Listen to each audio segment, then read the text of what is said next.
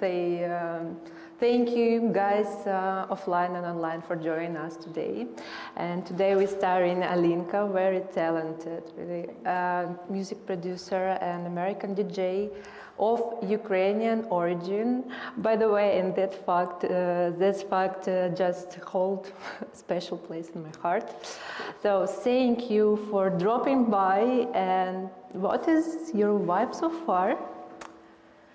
I've just been eating and drinking a lot and doing tourist things and going through music, getting ready for the weekend. Saw some exhibitions, mostly seeing friends because it's the first time I could stay for 2 weeks. So stay here in Kyiv, right? Yeah, walking a lot and just like embracing. And what is your emotions? Is it?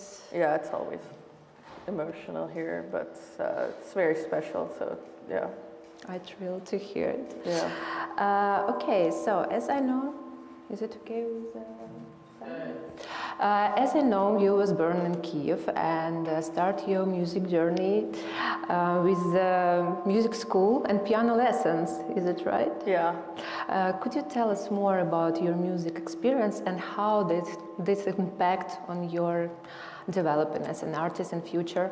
Yeah, I mean, I had a piano in my room from when I can remember, like being able to sit and play. Yeah. And they forced me to go to piano school, but when we left, we didn't have a piano anymore. And then when I was younger, I wanted to learn guitar, and my grandmother was like, "Girls don't play guitar," so I just refused to do any kind of piano after that because it wasn't for me. But I still kept it. Like I play everything by ear, you know. I still have Still you have the skill. Yeah. The story is very close to me. I had the same situation. I also had the vintage piano at childhood and started playing. So yeah, I see. Cool. And could you tell us a little bit more about your story, how you moved to Chicago, and how you find out this perfect match with house music?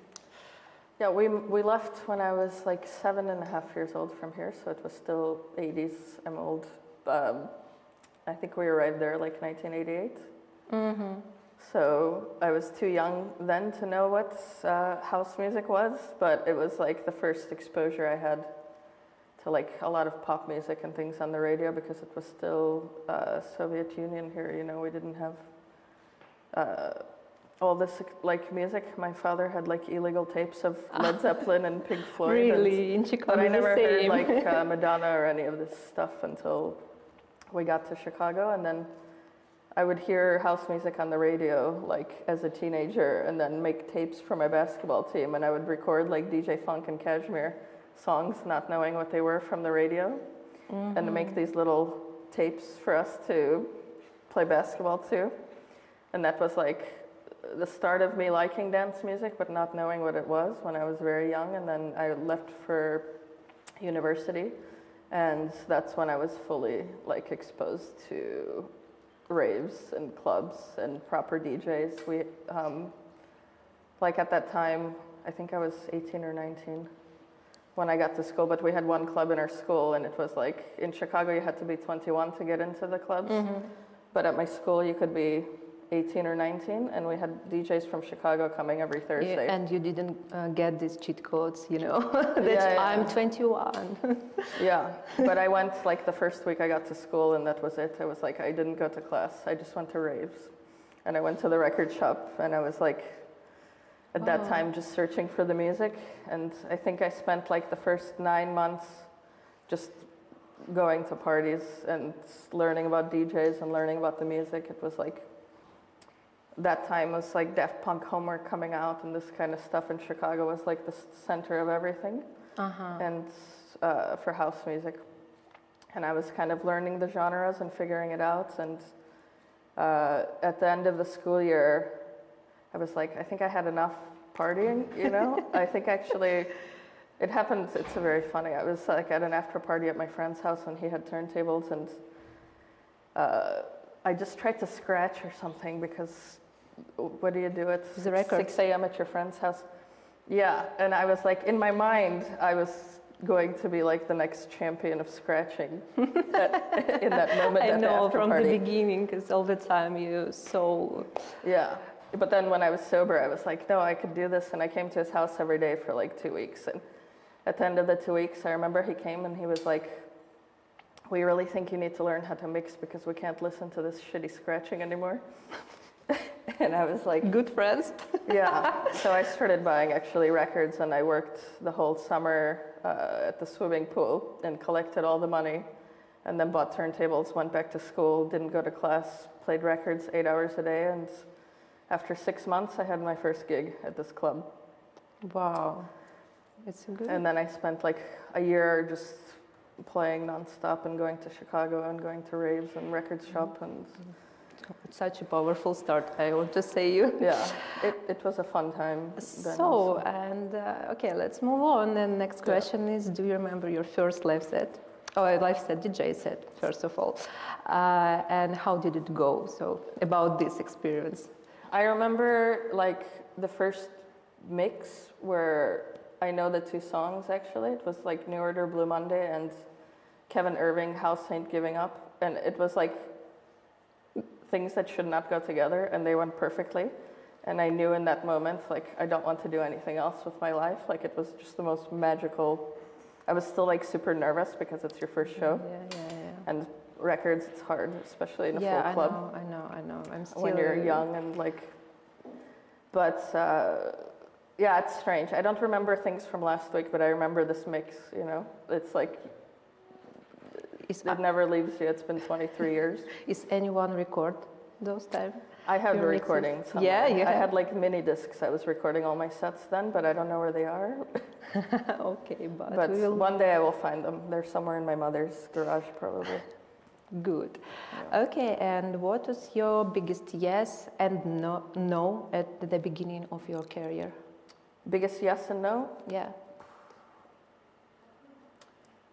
Yes would be to be humble and to take not, like, I think, you know, some people are afraid to do opening sets because they think it lowers them. Like, I did opening sets at Smart Bar. That's how I learned to really play well and play headlining sets. I think opening sets, it's such an art to be able to build the night.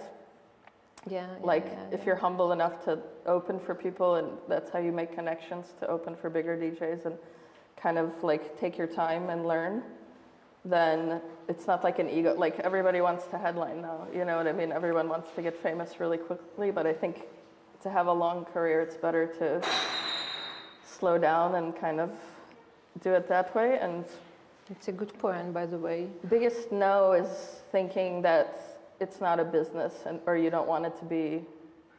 It's just a hobby, you know. Yeah, because if you have that attitude, like, I remember when I was young, I was like, I'm always going to have a second job because I don't want this to feel like a job, but also I really wanted it to be my career, you know? And like this weird, I think you stop yourself from turning it into a career when you have that mindset. Yeah, I think it's okay to learn the business side and also like know your worth that way. I think that point will resonate with a lot of our listeners and me as well. Yeah. Okay, and let's delve deeper to your memories. Which club, place, or venue holds a special place in your heart, and you gonna play there again and again? This one. Here? Yeah, that's my favorite club. Oh, I have it tattooed now. So that's the... Wow, and Kyiv, I see as well. Yeah. Oh my God, thank you. That's home. I think, I don't know, I've had residencies in different places, but it just hits different when it feels like home and when you feel like you've built something. And I think here it's really special because people aren't like, they don't really give a fuck if you're famous. It's like you can really build something from who you are as a person and your sets. And so I think they gave me this chance before they knew who I was, and then we just kind of built it together. And so we built a connection, and that makes it more important to me. And also because I grew up here. And yeah, I know you played to a lot of places. And what global music community says about Kyiv? It's just my question. I mean, everyone I know like loves it here, and all the people that I know are still coming. We're all like, oh, we're always sad to leave. We're crying on the train, and then everyone's like, I wish we could live here now, and we will someday. So yeah, I mean, it's a very fresh scene, and I think it's very unique. I always said like people are cool here without trying. It's a very, like I never heard a bad trick. Maybe I'm just very lucky in this club, but I think you have such a strong local community and such talented locals, and that's very rare. And I think it's because, you know, you have a lot of support for community and something very special. Yeah, really very good here. I feel it every day. But that's how you make a really strong scene, you know? It's respecting your locals and giving them opportunities, and also building on what you have and having a strong community, because any club can open and just book expensive headliners, and then it's never really that special, you know? But I think what you're doing is more important, especially now. Yeah, okay.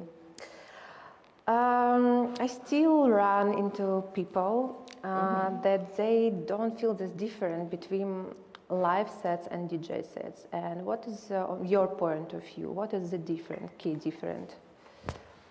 Oh, I mean, they're very different, I think. I can't, in my mind, like, I make so much music, and I still can't figure out how to do it live. I think that's a special skill, and it's completely different. It's like producing and DJing. When I'm producing, it's my time for me. Yeah. You know, it's like I don't talk to anyone. I'm like very focused, and when I'm DJing, it's like me giving all my energy to the people, and it's completely like different. So I think both are very special, but they're both very unique skills. Like not every DJ can do a live set, and not people that do live sets can't DJ. So I think they're just totally different, if it makes sense. Yeah, it's true. But I think the energy and like for the crowd, I don't think it's different. I think if it's a good live set, you're gonna dance. If it's a good DJ, you're gonna dance, you know? Because, you know, even my friends, I also studied here in Model Exchange. I already played two lives in my life. And even my friends, they think I'm gonna play DJ sets. So yeah, I mean, you know, from the crowd, they really don't have a clue what you're doing. They just need the vibe. But for the producers and DJs, it's totally different. Yeah, I'm always like looking, but I'm always amazed at people doing a live set, because I can't figure out how to put it together. It's really hard. It's really hard. It takes time. Definitely. Okay, let's speak a bit of your production. And please tell us more about your approach to the drum section, and what is the key things drum section in house music. It's changed for me throughout the years, like depending on what gear I use. Like I use Native Instruments Machina a lot, and I play samples, and then when you play piano. now I use Logic, and I've had drum machines, but now I use kind of a combination of Machina and the drum computer in Logic, and then I have like analog samples that I'll plug into the like I don't use the stock things in Logic, but I like the shuffle. I don't use Ableton, so that's the only thing. I don't know how to use. Yeah, I have no idea. I've used Logic since 2003, so I just like it better. But yeah, I mean, I choose different sounds from different kits, and I don't have like a set rule. Like usually, sometimes I'll layer even like a drum sample over, and just keep layering until I'm happy with the sound. So it's mostly samples, mostly samples. For drums, I don't really use drum machines anymore. It's always like Machina and Logic. For synths, I use hardware, and both. I see. As also, you know, when you're piano in your past, it's really a little bit hard to face with. I used to hate programming drums. It was like my nemesis. Like now I'm better at it, and arrangements and stuff. But I think, you know, it took me probably 10 years to like anything I made. And when I started, like, there was no YouTube, and there was nowhere to learn unless someone taught you. And I was like very adamant, because I grew up in a city full of people that make music. And I also saw how they treat women, you know, that it's always like, you don't make your own stuff. I was very like, no one's going to show me anything. I want to teach myself every little thing, so that nobody could ever say that they're responsible for anything that I do. So I took like the longer approach. Now I think it's really great that you have all this free resources and schools and community. courses and community, and you know, it's opened so many doors and for women to make music as well. And I really can't imagine how people start produce music in those time. I mean, like and the technology was so different. Yeah. It really was hard. Like, finding information. Yeah, so it took me 10 years to like anything I made. But now even like every year, if I listen to what I made the year before, I could hear what I learned. And it's like, now I'm finally, after 20 years, happy and very comfortable in my studio and with what I'm doing. But I think it's, you know, it's a journey. And for me, it was always, you know, I was focused on leaving my legacy, because with DJing, like sometimes you're popular, sometimes you're not. It goes like this, and you can't really control it, and really, who gives a fuck? Like, but I think with producing, there's just something people can't take away from you. You know what I mean? Like you have this catalog of tracks that you made, and you can have a story, and you can hear the progress and all the work that you put into it through your catalog, and that's your legacy. You know, and I still play stuff from 20, 30 years ago, so those people live on in our industry, and I think that was always my focus with producing. Wow, it's a cool point. Okay, and please give us some pieces of advice how to wrap up with the track when you understand that the track is ready. When I don't want to hear it anymore. Yeah, it's true. You know, before, I have a lot of friends that get really stuck and they have a hard time finishing. And for me, it's like, if I don't want to work on something and it sounds done to me, I know the next thing I make will be better, and I just move on. It's like a red flag. And I can hear, like, of course, now I'm like, shit, I could have done this, and this could have been better in the mixing. But then you reach a level where, like, you're happy with things and they sound the way that you want. Like, I have that now. And it's a really nice thing, but it's also, I think it's okay just to say you're finished and to move on, and know that the next thing you make is it's not the last track you'll make. You just move on and make something new. And if I get stuck, like if I start something and then I don't know what to do with it, I just fucking move on. I like start. Cool. So there's days where I really like, I'll start 4 tracks and the first 4 will be like, I just get stuck. And then I just force myself, and the 5th one I'll finish in a few hours, and it will be the one, you know, and it goes like this. And sometimes you're on a flow, and it's important to take breaks, but to know yourself also. And yeah, it's such a nice advice. And do you agree with the statement, if you try and build a track and it's don't go smoothly and fast, it's better not do this track? I don't always delete it, I should say. Like sometimes I'll just leave it and I don't listen to it for like a week, and I come back, and then if I hear that it could be something, then I'll work on it some more. But if it's not, I just delete the file, and I'm like, I'd rather have... Oh, from delete? I just don't like having this like clutter of ideas, you know? I'll go through like once a month and delete all the ones I don't want to work on, but everything I finish, I usually do, like those are the ones that happen like that. Like within the first day, I'll have most of the parts, and then the second day I'll arrange it. And my producer friend gave me really good advice when I was having trouble with arranging. He said, just copy paste until the end of the track. Not the end, but let's say you want like 6 minutes.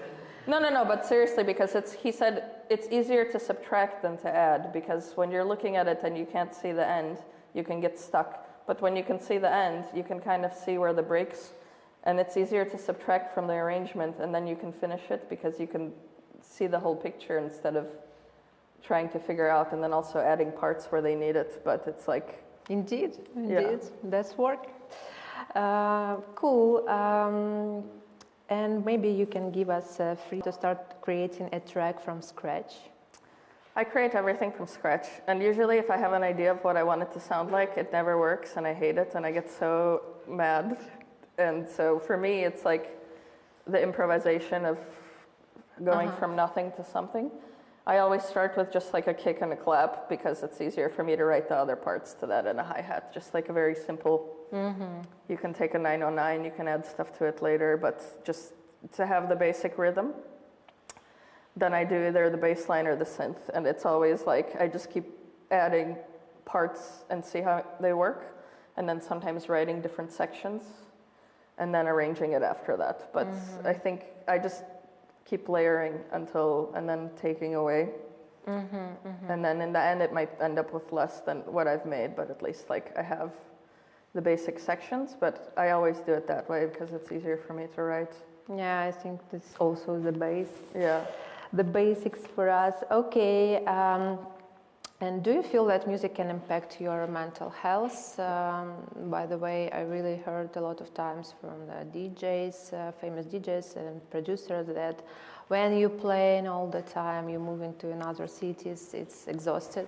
Yeah. And how to keep your cuckoo in the place? For me, that's also my studio. Like, it's like therapy because I write every day when I'm home, and it's just like, it's my quiet time, and my mind only shuts off if I'm cooking or I'm making music. It's weird, but it's true. It's kind of meditation, like, by the way. Exactly, but this is, I think it's very therapeutic. And also, like, if you're having a hard time or you had a bad day and you sit down and just write, like, it just disappears, kind of.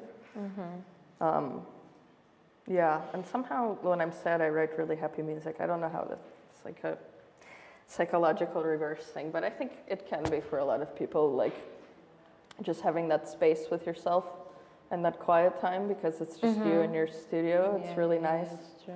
The machines don't talk back, and you don't have to interact with them unless you want to, and it's, you know. Yeah, and what about your DJ journey? You have a lot of bookings, for example, and still I just flipped up your stories. You have a lot of bookings, and how to keep your mental health during this? It's difficult. Like, adventures. I take breaks from drinking, and I do this kind of stuff and try to spend, like, I know for every 3 days I have with people, I need like 3 days by myself, and you kind of, like, as you get older, learn, you know. And when I was in my 20s, I could stay up with people for 3 nights, and now I'm like, I go to sleep after the gig, and I make sure I'm like sober when I'm at the airport and this kind of stuff, because it's really, and my schedule's not like 150 shows, you know, it's like reasonable, but even, you have your own but time. Even still, it's so like you're alone and you're in places where you don't know anyone half the time and you don't speak the language, and it can be a lot, especially if you have other things going on, which everybody does in their life. And like, people don't know, and they see what they see on Instagram, and you're expected to, no matter what your mental state is, show up and like put on you know, and it's difficult. Yeah, I think we're all humans. Yeah, you know, it's just like in a lot of people imagination, wow, you're quite popular, everyone wants you, everyone wants to come and hear you, but when you have a lot of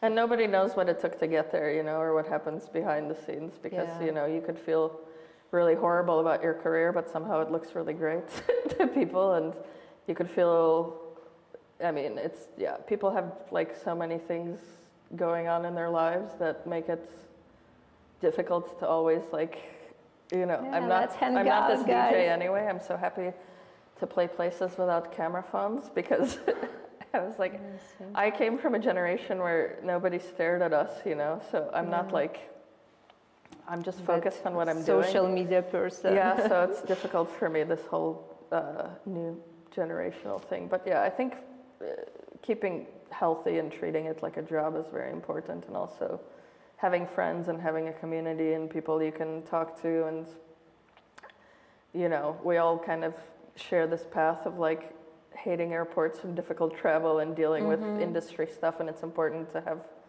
industry friends that you can like, you know, bounce energy off of, because sometimes you have a bad day, sometimes they do, but, you know, having your like very close people and people that support you, whether you're doing well or not, that's the best way, you know. At all industries, the same. Yeah, that's work.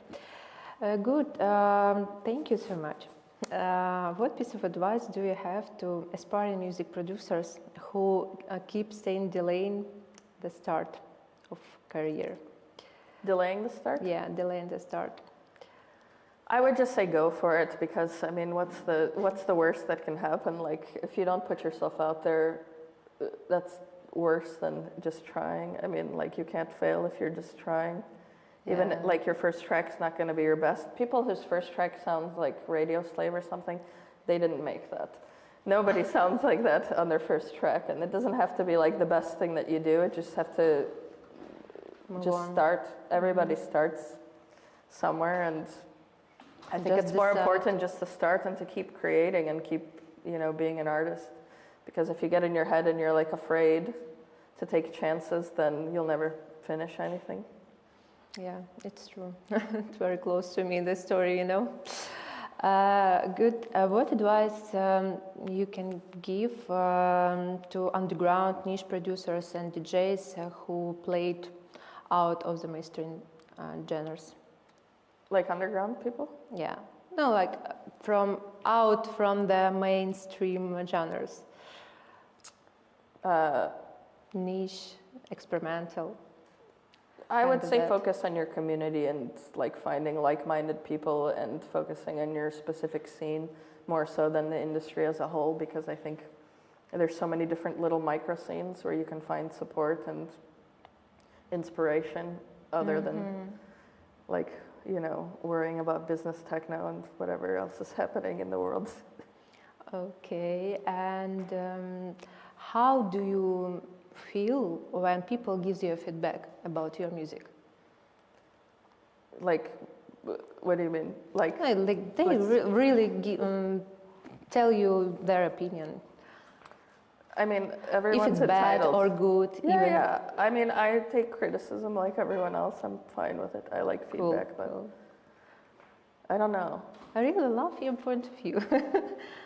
I never really ask people, to be honest. It's just like I put it out if I like it. And if you like it, you can buy it. And if you don't, someone else will. And so I think that's it. For me, I don't even care if people buy it. It's like I just want to put it out there because I'm trying to grow. And if I like it, then that's most important. I think you have to believe in your art. It doesn't really matter, but feedback's always great when it's constructive, not just your music's shit. Quit while you're ahead. It's true, yeah. Okay, next question is just how to feel confident on stage. I mean, you have to be confident in general, but I think a lot of practice, a lot of preparation.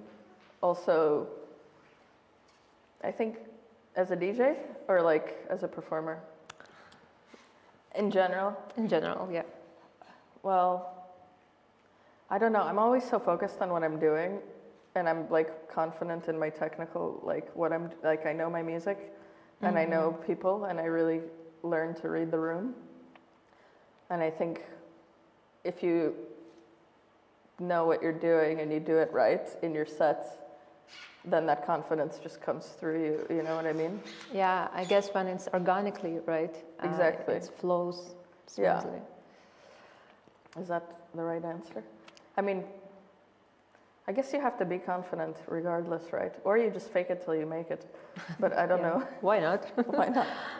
Also, let's give it a try. Okay, how can DJs and producers increase their bookings in today's music scene?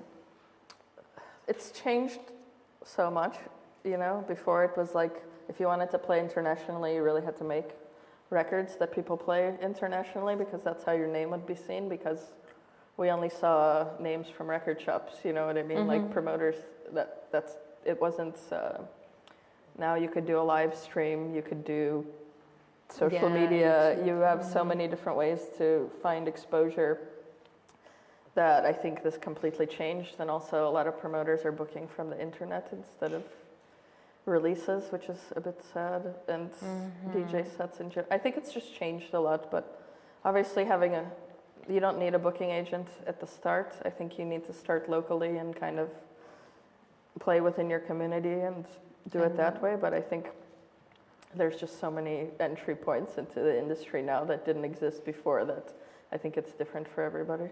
And how to find, for example, booking agent, or they found you? it took me so many years. I had like, this is another thing in this industry is you have to get used to the rejection and not have it like equate to your self-worth, because for years no one answered my emails. Even when I had like records on the labels that when I was younger I thought like, if I release on this label, and then it just keeps going like this, and then you kind of realize it's not about like one thing, and you never know what it will take or when it will happen. But yeah, it's such an oversaturated market now that it's a bit harder, I think. And you know, agencies or businesses also, they want someone that's going to make money. It's like they used to kind of build people up, and now I think a lot want someone that's already kind of there. So I think building your own profile and playing locally and just doing really good mixes and like, you know, like finding your own ways to expose your skills would lead to, you know, agencies know community. You would get on their radar and stuff, and I think it's just And also build a community around you. Yeah, but you have opportunities to do all these things yourself. You know, you have the internet. You can put your own mixes up. You can like work with community radio, and there's like Refuge Worldwide and things like this that they do sets from all over and are great. And yeah, I mean, I think you have to kind of, you have to be your biggest fan, and you have to believe in what you're doing, and then kind of push it before anyone else will, because eventually then those people come to you. And how was your first experience with booking agent? Mine was great, actually. She's one of the best, so I got very lucky. But I mean, I made like mistakes along the way, like everybody, not knowing what they're doing.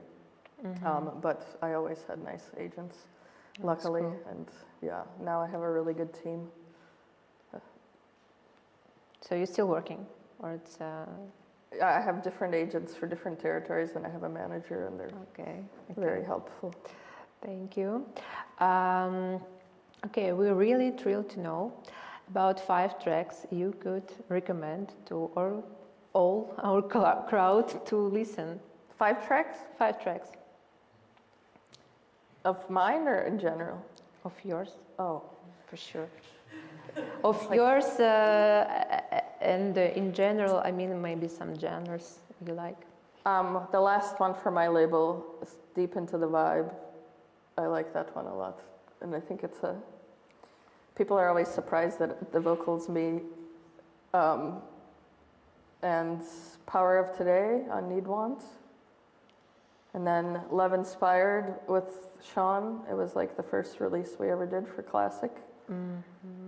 3. I have a new one, Weather the Storm, on my new record that just premiered, and maybe Daydreamer from the summer. Nice. I heard your tracks and added one. By the way, today more. It's the Universal Motion. I really love it. Oh yeah. And the Rabbit Hole. Yeah. Rabbit Hole. Yeah. Sorry, I'm not good with. I'm bad really with names. But I forgot my own records already. So that's the thing with finishing stuff. Okay, and in general, maybe some interesting tracks you still listen from other people. Yeah, from other people. There's so many. Old Casual Records stuff, like Gemini, Spencer Kinsey, Boo Williams, Cashmere, but like old 90s stuff. Now when I really want to find like house music that I haven't heard, I actually just go through 90s techno and look for like slower stuff, because back then old techno sounds like house, and they were all kind of interchangeable between all the genres, and you can find really crazy records. And that's how I've been in the hotel for 3 days going through 15 years of old techno tracks to find stuff for this weekend. But yeah, I think there's so much. I mean, for me, it's always like Chicago was everything and the most inspirational. So I would say dig into like, you know, Chicago producers. Yeah. Nice. Thank you so much. We will listen for sure. Share with us, please, 5 short points about your lifestyle that inspire you, or some things that inspire you in daily life, or how you find inspiration. Like art and films.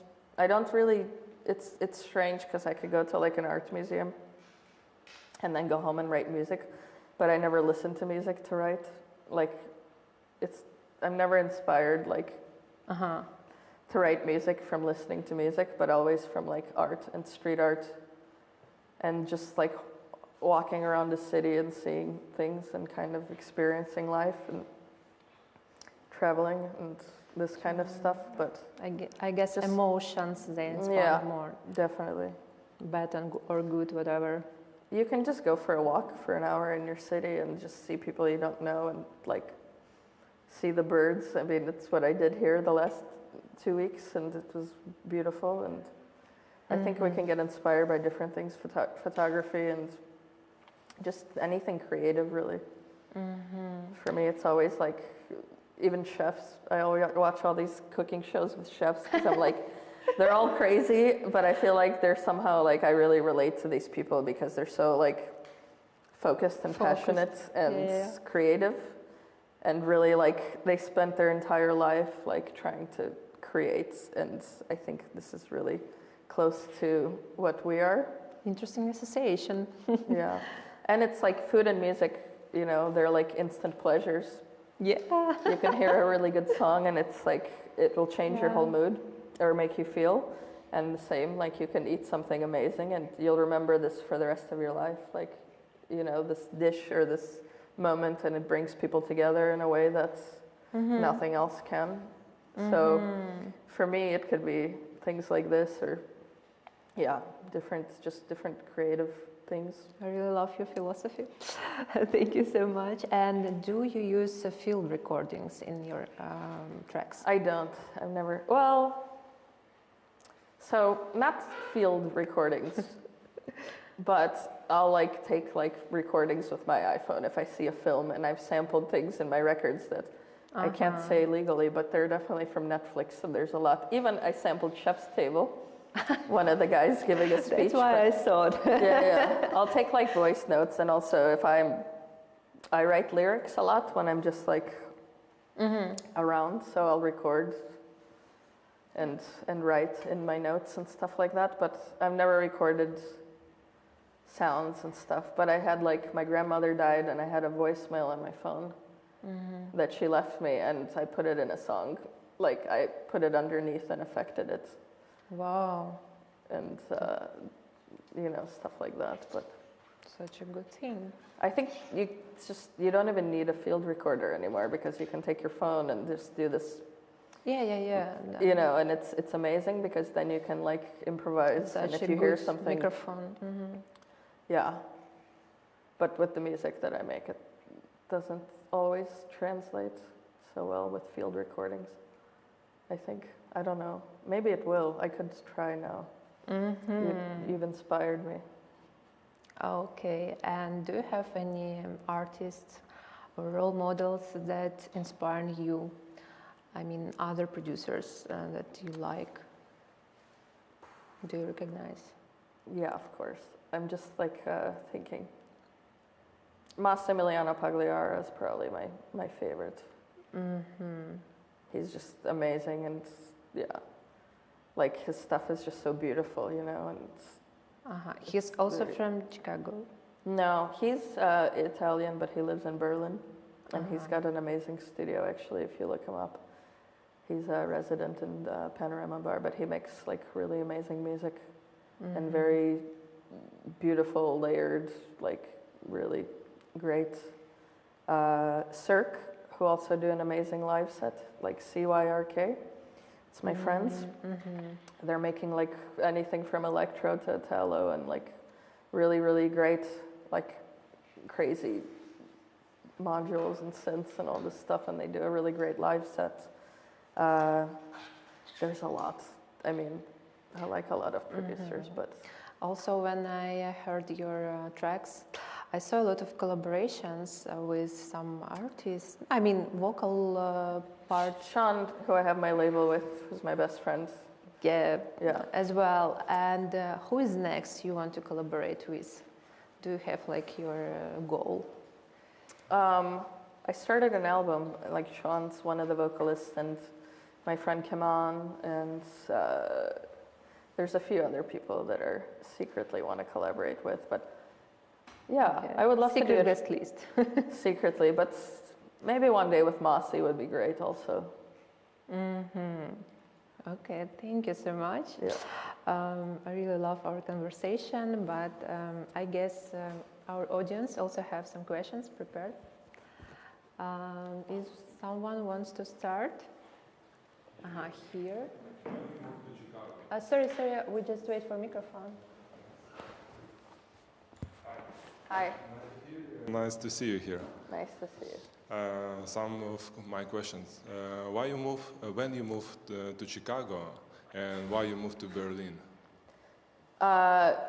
Well, I didn't have a choice to move to Chicago. My parents dragged me when I was small, but Berlin, I think I was just ready for a change, and it took me many years to figure out where to go, and I came there for 2 shows, and it was like the first place I really felt that I could live, and I really wanted to be part of the artistic community at the time. I moved there 8 years ago, and I always joked, I was like, it was the first place where you can tell like your dentist, your veterinarian and whatever, that you, like, they ask you about playing in Berghain, because anywhere else, like most older people have no idea what a DJ is, and they think you play at weddings and like bar mitzvahs and are doing this as a hobby, but in Berlin it's like a very respected culture, and I wanted to be part of that. I really think that I needed also in my own career to have this kind of validation, because I was told it's a hobby for so many years, and in America it kind of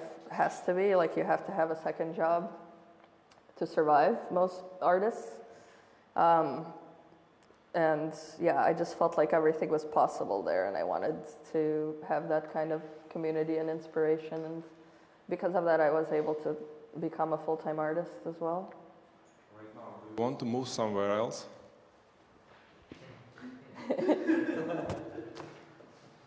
We are here. I'm waiting for you. Good, another one.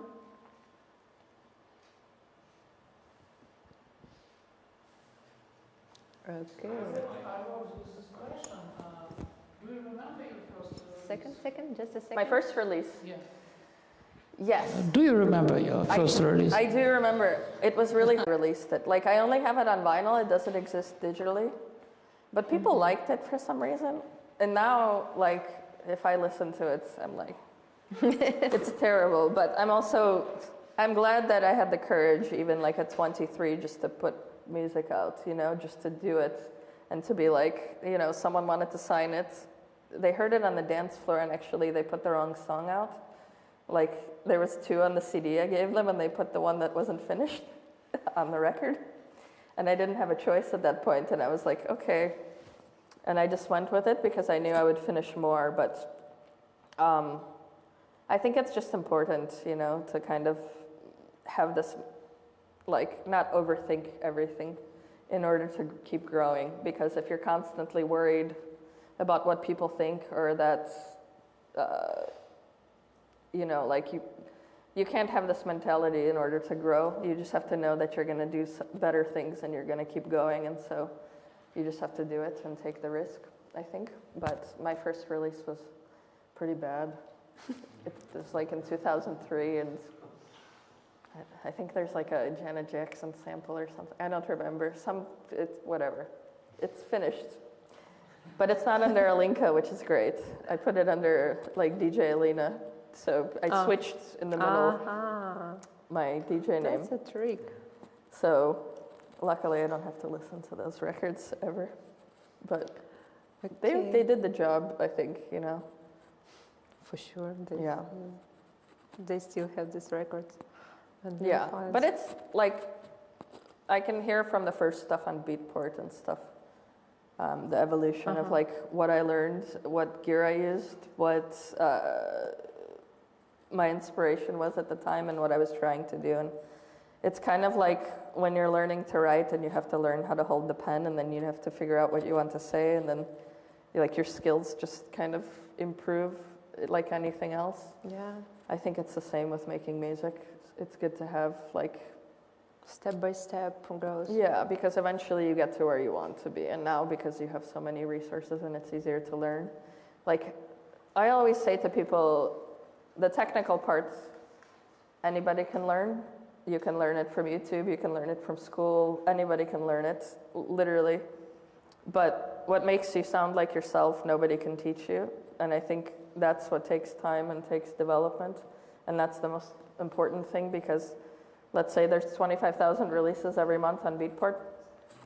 If you can sound it like yourself, they'll never replace you, you know what I mean? Like if you strive to sound like what's successful or like everybody else, you'll just sound like everybody else. Like if people can't tell your tracks apart when they listen to 10 songs, then, you know, they can't tell your tracks apart. But if you can get to this level where you really sound like yourself, even in the beginning, I think that's the best way.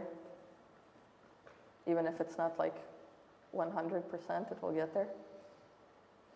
I'm just trying to remember that I get my first computer in 1206. And you tell me about Beatport and producers and all this technical stuff. It's really hard. Mm-hmm. So now it's more easier to make maybe in a higher level. Yeah, I mean, you can learn how to produce from TikTok now even. Like, and there's stuff that I picked up from TikTok, I'm not even ashamed. Like, there's a girl that gives Logic tips, and she does like weird stuff that you wouldn't even think of doing. And Schoolgirl. I've used her tips on things, and I'm like, that's crazy. I don't know what that is, but I've done it in a track, and it's great. And I'm always learning. I think when you stop learning is when you fail. But when you just keep, like, if you just pretend you don't know anything, you just get better and better, you know? Yeah, it's true. It's totally true, because now the life and the world is totally changing each week, so we have to flow it. If you hear someone's first tracks, you're not like, no one's going to look back and judge you on what your first tracks sound like. They're going to judge you. Either they're going to judge you or not, but they're going to judge you on the collection. Like I always find a producer and then I go back through their entire catalog and I can hear. When I can hear the progression, that's more exciting to me, and I'll still buy their first records. And if someone discovers you like 20 years in, it's still cool because they can go back, you know, and take those 100 tracks and stuff. So I think it's just important to get it out. Good. And also one question of mine, do you agree with the statement that in sound producing, less is more? I think so, because I think in the arrangement especially, like I used to overcomplicate things for myself and make it, and now I've learned to just take things away and then they sound better. Like just because you made something doesn't mean it has to stay in the track if it doesn't make the track better. Mm-hmm. You know, like you should always, unless it needs to be there, it doesn't need to be there. You know what I mean? And sometimes it's like, you'll hear like the simplest thing, the simplest tracks that are just like, they just and they work so fucking well for 20 and, years, you know? It's like, it's amazing. And when I studied a little bit production, they like deconstructed a Michael Jackson song and they played us like the demo from the studio and what it actually sounded like after, it's like before and after. Mm-hmm. And it's literally like the parts, like there's barely anything in the actual track other than before the vocals are added. It's like 4 parts or 3. Mm-hmm. And I think if you can learn the art of like getting it right in the balance. Art of minimalism. It helps. It helps to listen also like to tracks you really like as a reference point in the arrangement and also like what's going on, you know? Mm-hmm. Yeah. Thank you. It's really good advice. All good. Hello. Oh, hello. Do you have is here? Do you have any rituals before you dig in or making new music? I like to start really like it's the first thing that I do in the day. Like I literally just wake up and I walk to my desk and turn on the computer, make the coffee, and go sit down because before I have to like deal with the outside world or talk to anybody is when I'm like most creative because I'm peaceful and I don't have any. So for me, it's like really in the mornings I do better, at least to start that way. Or I'll like go on a walk and then start. But usually I just go to my desk and start like the first thing where I'm like, I feel like writing. And also taking like breaks, you know, like not forcing yourself. I'll take like a week without listening to anything or, you know, writing anything. And then when I come back, I can finish like a lot. Because of that, I have that craving. I think it's important just to learn to find the balance and like what works for you and with your mental state as well. Okay, thank you. Thanks. My question to you will be like not so much more as for DJ, but as for personality. If you would describe yourself like in 3 words, what these 3 words would be? Introvert.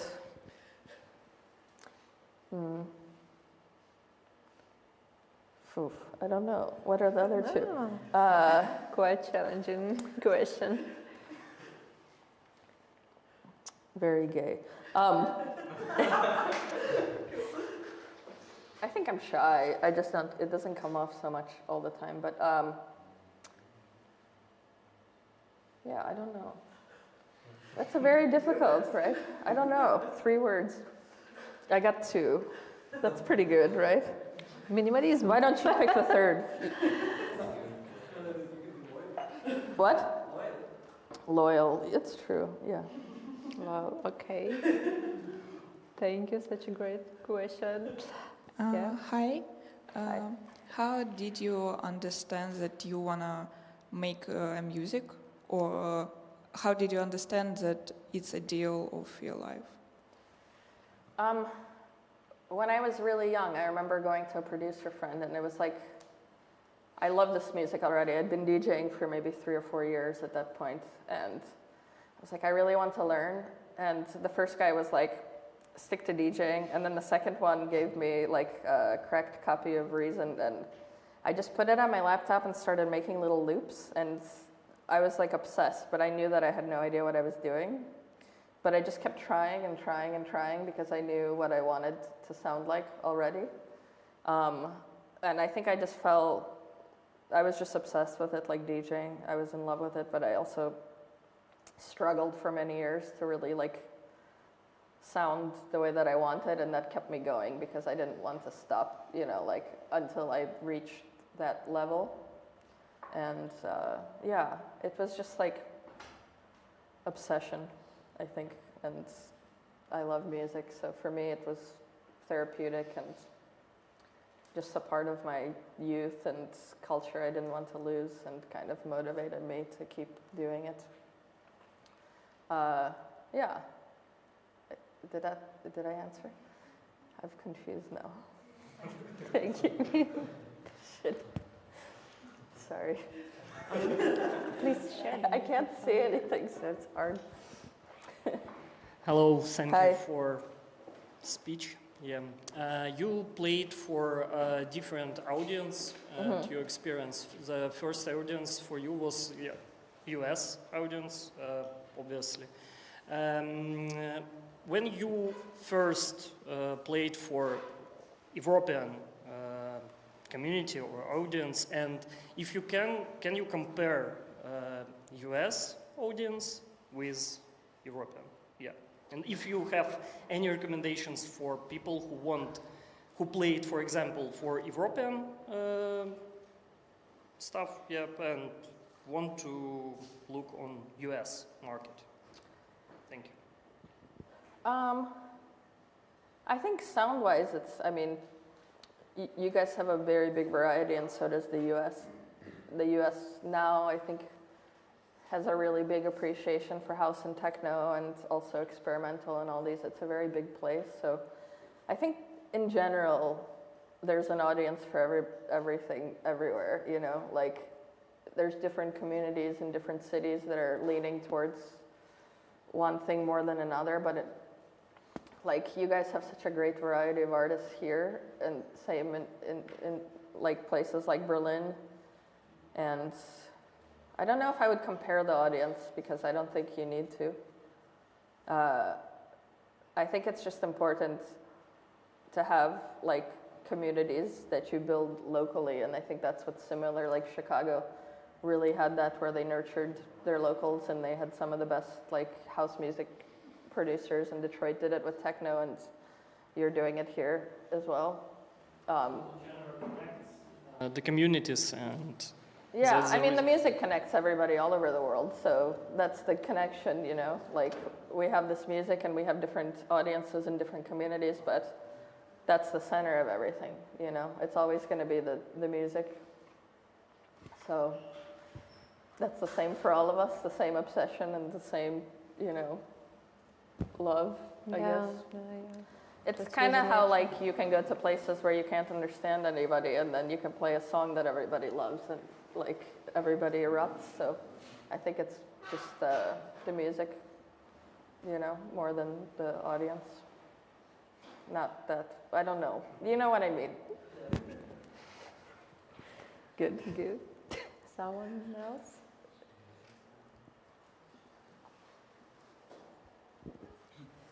Hi. You said you are shy and introvert, and I think many who are sitting here or listening to us can say they relate themselves. And on the other hand, you are talking a lot about communities, like build your own communities or find any other. And how do you, being maybe not so confident or just interested in talking or find it difficult, how to build this community with other talented people? I mean, I think the problem now is that so much of it became online that it became a bit impersonal, and I think just going to events in your local scene, you know, meeting people that way, like meeting other artists, meeting promoters, just supporting like what's happening in your city is the most important, because I think this face-to-face thing is like, it's so much better than just like, here's my link on SoundCloud. You know, like it doesn't really feel the same way. And I think when we did it, like I still have friends from 20 years ago that I played for, and you know what I mean? Like just going out and meeting people, and even if you're shy, it's like everybody else is too sometimes. Just, you know, it's okay. Just say hi, and you know, you'll make one friend and then you'll make two, and it grows from there. But I think it's important to support the events in your city and the artists, and kind of just do it that way, and having a personal connection, because people will remember this a lot more, and it's important to push that kind of like in-person connection more so than just like social media and this bullshit thing. Thank you. Sorry. I swear a lot. That's my third word. Fuck. So, last but not least, question. Yeah, we have. Yeah. It's about DJing. How do you feel when you're listening to the track? If it's feel groove in you? No, when you feel that it depends on your own taste or your general knowledge about music, techno house or whatever. I think it's taste, but I'll get goosebumps and start crying if it's really good. Like I will listen. I mean, I don't know, sometimes you can just like already feel the reaction of people when you hear a song. You know, like if I'm shopping for music and I hear something crazy, like I'll still, like the hair will stand up, and I'll have this like, I've played in my room where I'll just start crying when something's playing, because I'll do a mix or something and I can like already feel the audience reaction. You can almost like imagine it, and it can make you feel that way. But I mean, of course it's taste, but your taste changes and it develops and you evolve as an artist. And I think it's just, you know, people talk about like reading the room and just being an empathetic person. I think people with empathy become better musicians somehow, because you can feel the energy of a place and have like a special connection and understand, like I always go before I play, at least an hour before, and watch what's happening and listen to the other music, and then I kind of know what to play from that or what I want to do. But it's the same for me looking for music. Like if it creates a reaction with me and I can place it, then I'll buy it, even if it's for opening or for a mix or something. But I can always visualize like where it will fit, if that makes sense. But yeah. Thank you. Thank you so much. So you see, we found out more words that describe you, empathic person. And fourth word? No. What things can give you good vibes? What things can give you good vibes? Puppies. Oh, Kittens. kittens, birdies. Yeah, I like animals a lot. Oh. They make me happy. Yeah, not children that much, but they're fine when they're not mine. You're not judging, I know. No, I'm not, yeah, just not the airport, but, you know, puppies. Final answer. Oh, good. So, I'm super stoked to having you today with us. Thank you for hanging out with us this evening. Thank you for coming. Answering our questions, sharing your experience. Please come back often and often to Kyiv. We're waiting for you always here. Thank you. And our community is open for you for sure. Thank you. Yeah, and good luck in your career and Thank future you. tracks. Thanks. By the way, Alinka will play Community Cafe, right? This Sunday? Sunday and the club tomorrow. Yeah, and the club tomorrow. So please come, bring your friends. And here, let's hang out together. So thank you. Thank you.